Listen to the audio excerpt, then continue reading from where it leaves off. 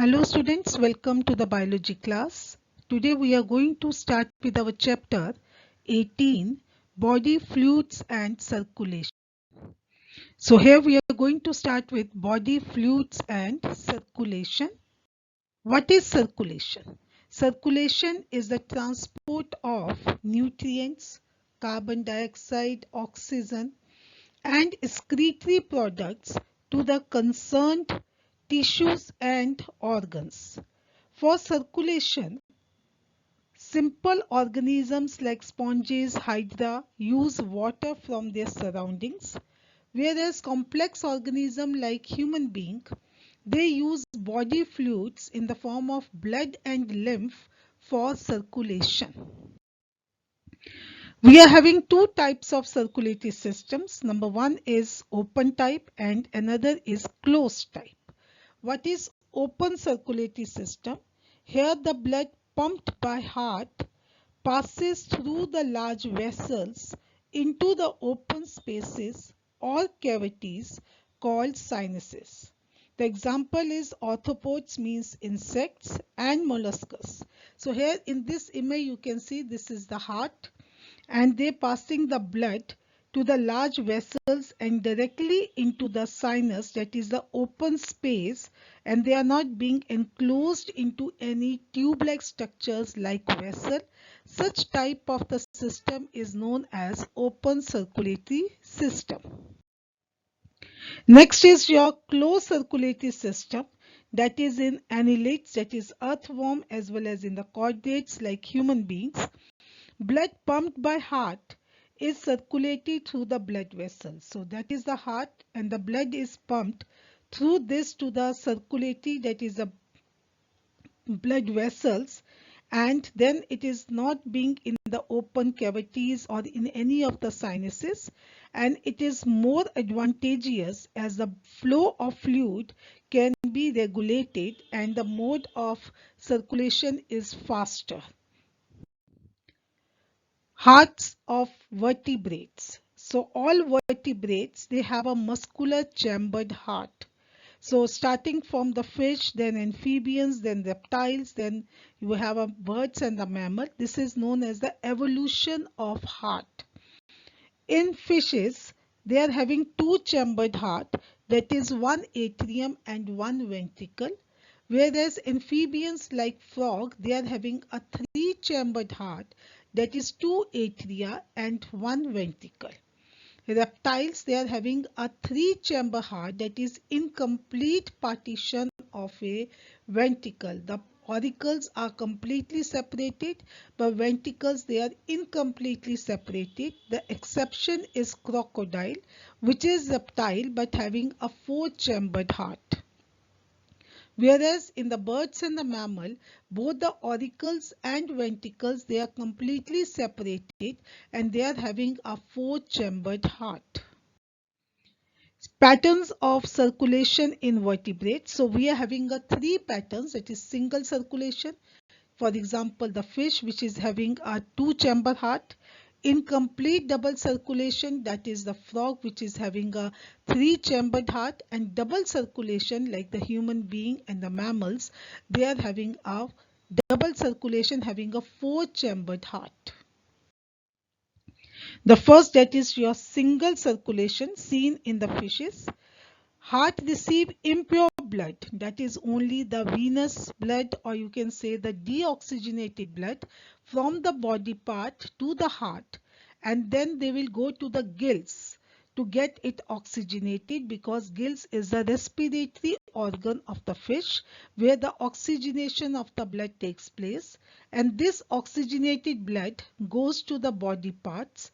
In the body parts, the blood again get deoxygenated, which will enter to the heart.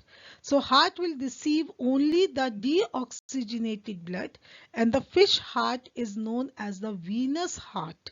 And this type of circulation is known as a single circulation.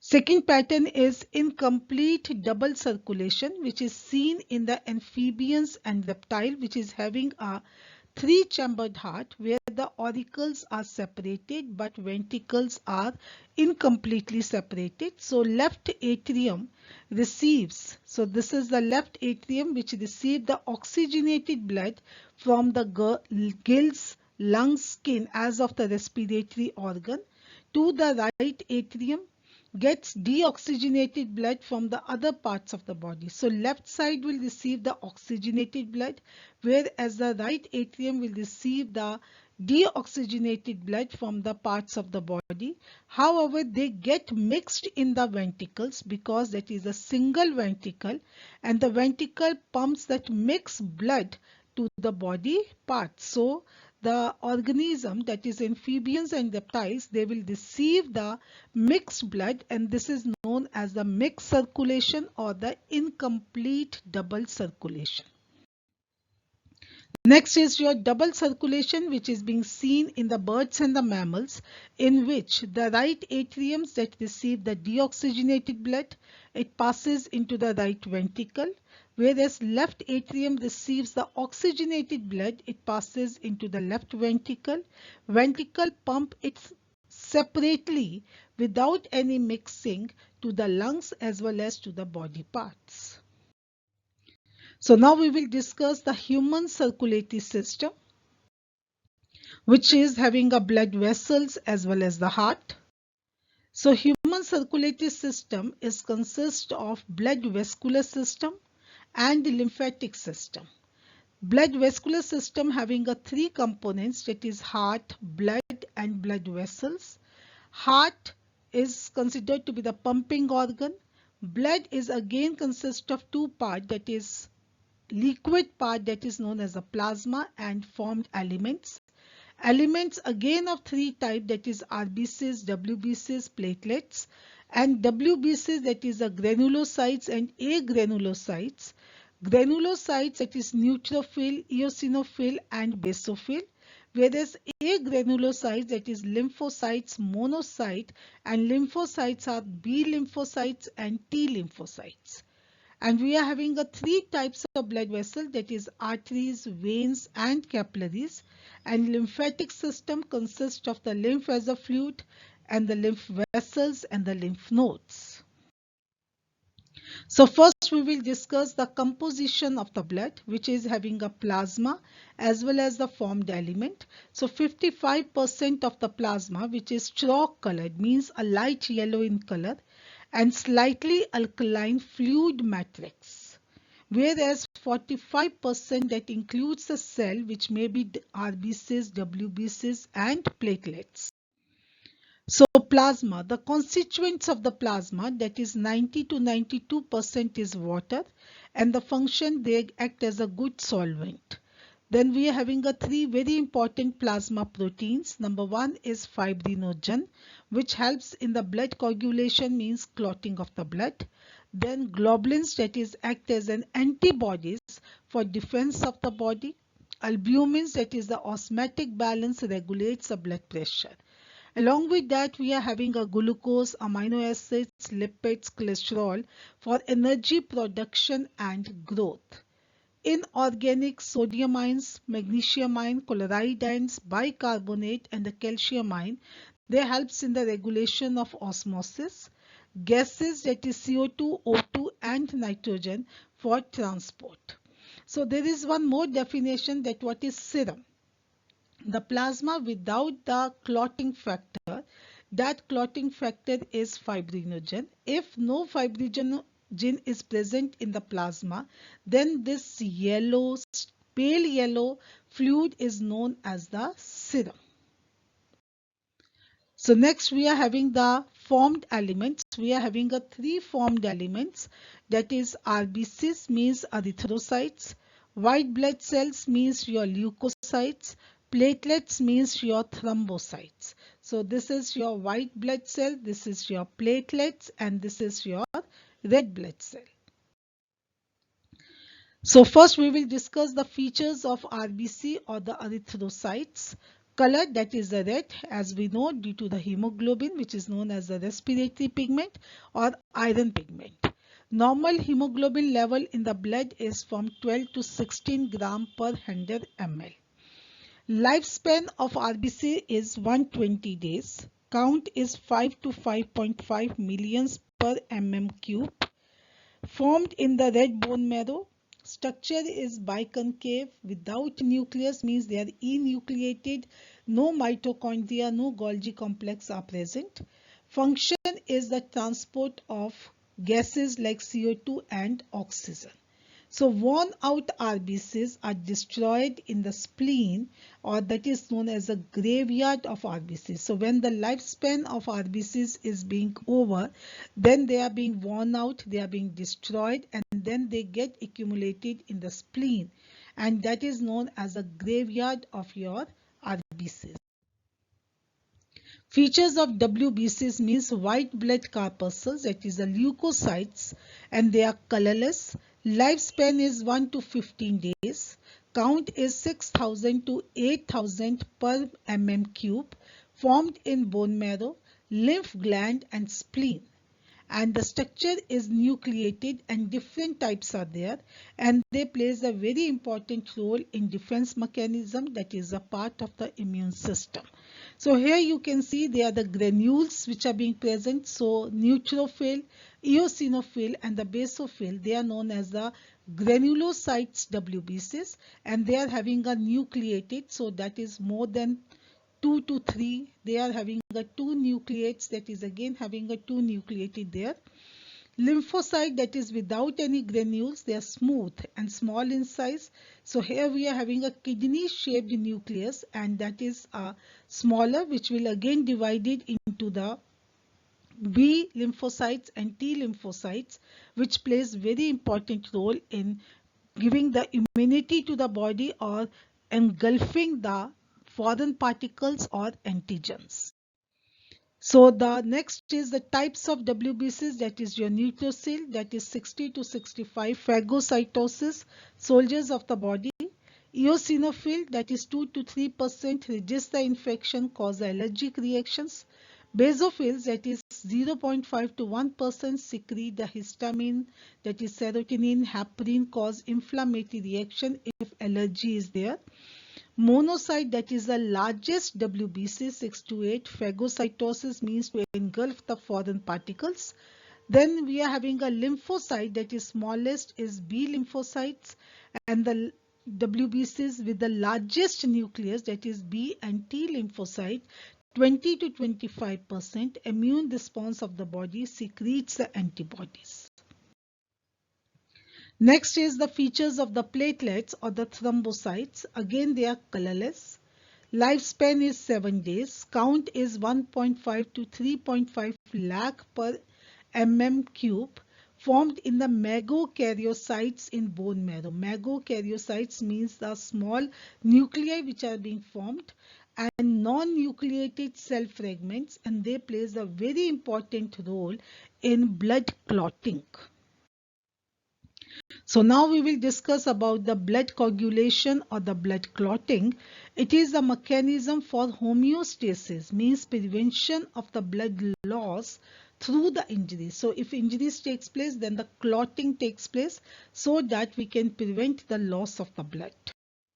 So what are the steps which takes place during the blood coagulation? So here you can see that is the injury sites, then there is an activation of the various factors, then the platelet plug it out, and then the coagulation takes place.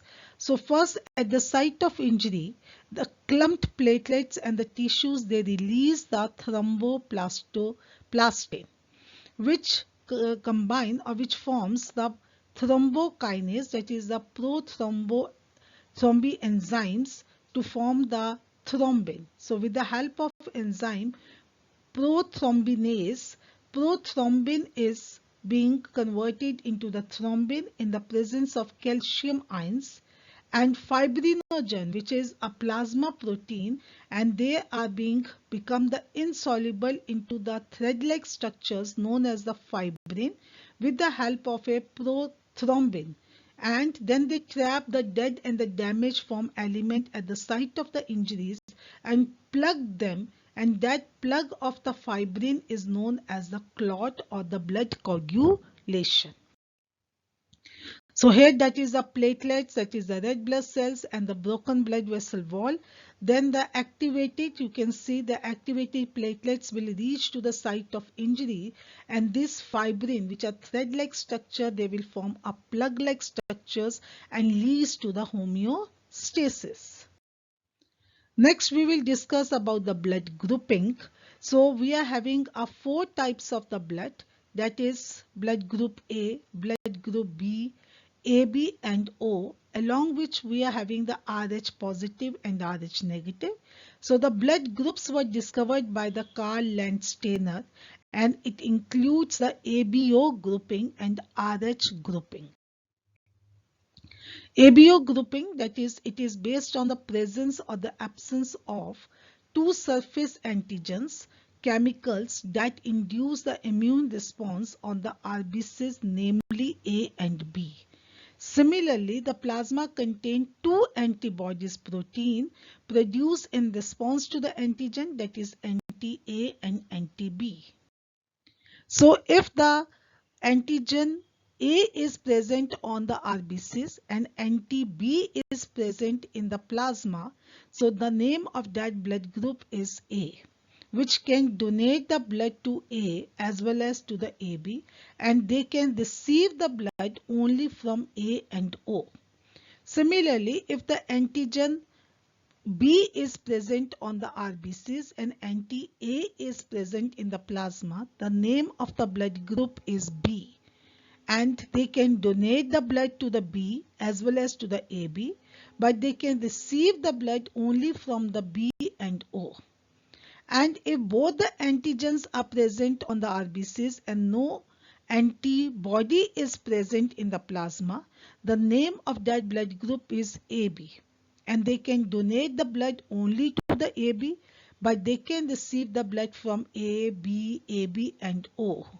And if no antigens are present on the RBCs and anti-A and anti-B, both the antibodies are present in the plasma, the name of that blood group is O.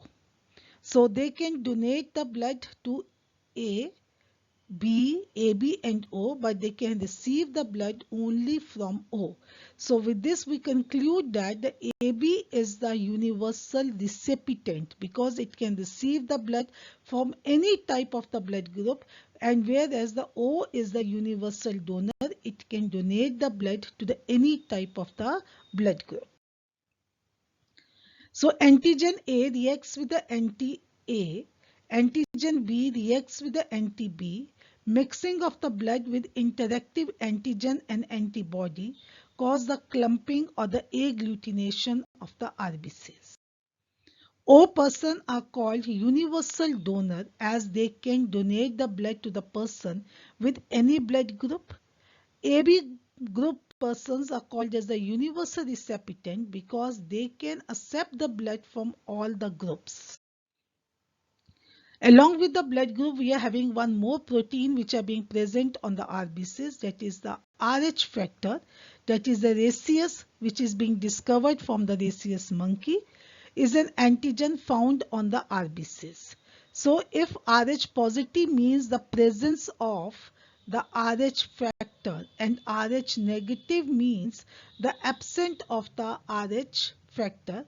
So nearly 80% of humans, they are Rh positive. Anti-Rh antibodies are not naturally found, so Rh negative person can receive the Rh positive blood only once, but it causes the development of anti-Rh antibodies in his blood. So the second transfusion of the Rh positive blood, they can cause the agglutination. Therefore, Rh group should be matched before the transfusion. So there is one disease that is called as erythroblastosis fetalis. So they said that if the mother is Rh negative and the fetus, the growing fetus is Rh positive, so this is called as an Rh incompatibility between the Rh negative blood of the pregnant mother and Rh positive blood of the fetus. Rh antigen do not get mixed with the maternal blood in the first pregnancy because placenta separates the two blood. But at the time of the first delivery, there is a possibility of exposure of maternal blood to small amount to the Rh positive from the fetus. So this induces the formation of Rh antibodies in the maternal blood.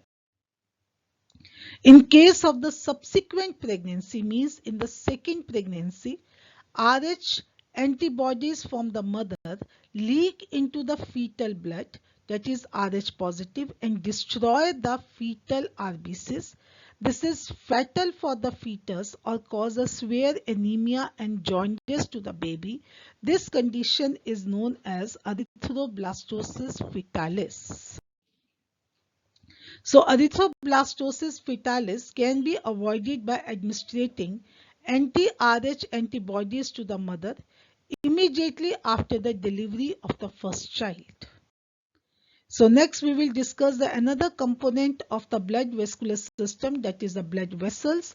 We are having the three types of blood vessel: arteries, veins and capillaries. Arteries, they carry the blood from heart to the tissues. They contain the oxygenated blood except the pulmonary arteries, and their small branches that is known as the arterioles. So arteries, they have three layers: tunica intima, inner layer squamous endothelium, then tunica media, middle layer, that is smooth muscle and the elastic fiber; tunica externa, outer layer, fibrous connective tissue with the collagen fiber. Next we are having the veins. They carry the blood towards the heart. They contain deoxygenated blood, that is except the pulmonary vein. Their smaller branches are called as the venules. Veins, they are all three layered, but tunica media is comparatively thinner. In tissues, the arterioles divides into thin-walled and the single-layered vessels, and they are called as the capillaries. And they unite to the venules. So that is the arteriole, then capillaries, and venules, then vein. Now next we are having the pumping organ, that is known as the heart. Heart is mesodermally derived from organ located in the mediastinum, that it is a muscular organ. It is protected by the double layer that is called as the pericardium. The pericardial space between the pericardial membrane is filled with pericardial fluids, and the function of that fluid to reduce the friction between the heart walls and the surrounding tissues. So the human heart is the four chamber, two auricles, that is two upper two chambers, they are known as the auricle, lower two chamber, that is a ventricle. The walls, that is your cardiac muscles of the ventricles, are much thicker than that of the atria. Atria, they are separated by the interatrial septum, and the ventricles are separated by the interventricular septum. So in between the atrium and the ventricle, there is a thick fibrous atrioventricular septum with an opening. A tricuspid valve, that is a three muscular flap or the cusp, guard the opening between the right atrium and the right ventricle. A bicuspid mitral valve guards the opening between the left atrium and the left ventricle. This is tricuspid and this is bicuspid. So tricuspid and the bicuspid valves allow the flow of blood only in one direction, that is from atria to the ventricle. Right ventricle has an opening to the pulmonary artery, and the left ventricle they has an opening to the aorta, and these openings have semilunar valves. They prevent the backflow of the blood. The main function of the valve is to prevent the backflow of the blood. So next, a very important is the conducting system of the heart. It includes the nodal tissue, bundles and the fibers. So that is a sinus nodal, this is AV node, these are the bundles and these are the fibers. Nodal tissues are specialized cardiac musculature present in the heart wall, and these are of two types, that is sinoatrial node in the upper right corner of the right atrium, whereas atrioventrical node, that is AV node, in the lower left corner of right atrium close to the atrioventricular septa. From AVN, that is the bundle of fibers, atrioventricular passes through the atrioventricular septum and divides into the right and the left branches. So they are passing from here and divided into the right and the left branches. Each branch passes through the ventricular wall of its site. In the ventricular wall, they breaks into the minute fibers known as the Purkinje fibers, and these fibers along with the bundles, they are known as the bundle of His. Nodal tissue. Now what is the action or what is the conducting tissue? The nodal tissue, that is your SA node, they generate the action potential without any external stimuli, that is it is the auto-excitable. SA node initiates and maintains the contraction of the heart by generating action potential, that is 70 to 75 per minute.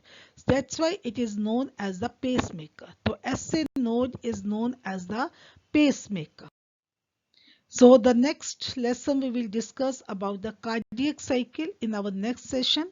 Till then, stay home, stay happy, and have a nice day. Thank you.